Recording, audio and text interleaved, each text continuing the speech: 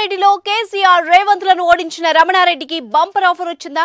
ఇద్దరు సీఎం అభ్యర్థులపై గెలిచి సంచలనం సృష్టించిన ఆ కాషాయ నేతకు బీజేపీ గోల్డెన్ ఛాన్స్ ఇవ్వనుందా అంటే అవుననే సమాధానాలు వినిపిస్తున్నాయి. 2-3 సార్లు ఎమ్మెల్యేలుగా గెలిచిన వారికి దక్కని అవకాశం రమణారెడ్డికి ఇవ్వాలని బీజేపీ అధిష్టానం యోచిస్తోంది.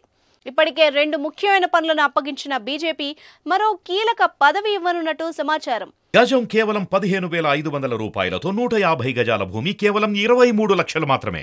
ఇటీవల జరిగిన అసెంబ్లీ ఎన్నికల్లో తాజా సీఎం రేవంత్ రెడ్డితో పాటు మాజీ సీఎం కేసీఆర్లను ఓడించారు. భారీ మెజారిటీతో వారిపై విజయం సాధించారు.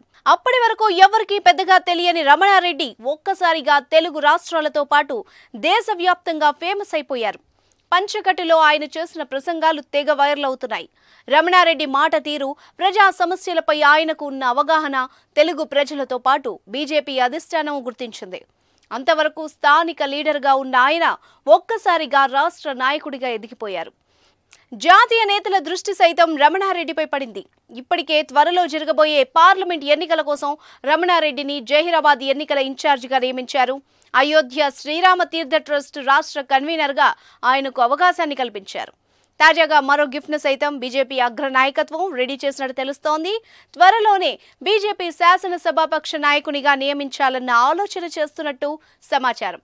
రమణారెడ్డి మొదటిసారి ఎమ్మెల్యేగా గెలిచినా కూడా అతనికి ఫ్లోర్ లీడర్గా అవకాశం ఇవ్వాలని చూస్తున్నట్టు వార్తలు వస్తున్నాయి. గతంలో ఉమ్మడి జిల్లా పరిషత్ చైర్మన్గా పనిచేసిన అనుభవం, 5 ఏళ్లుగా ప్రజా సమస్యలపై చేసిన పోరాటం అనుభవం ఉండడంతో శాసనసభాపక్ష నేత రమణారెడ్డి పేరును పరిశీలిస్తున్నట్టు ప్రచారం జరుగుతోంది.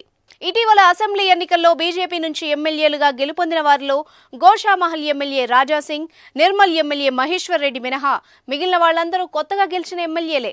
దీంతో మొదట రాజాసింగ్, మహేశ్వర్ రెడ్డి మధ్య శాసనసభాపక్ష నేత రేసులో ఉన్నారని అంతా భావించారు. ఇప్పుడు రమణారెడ్డి కూడా రేసులోకి రావడం ఆసక్తి రేపుతోంది.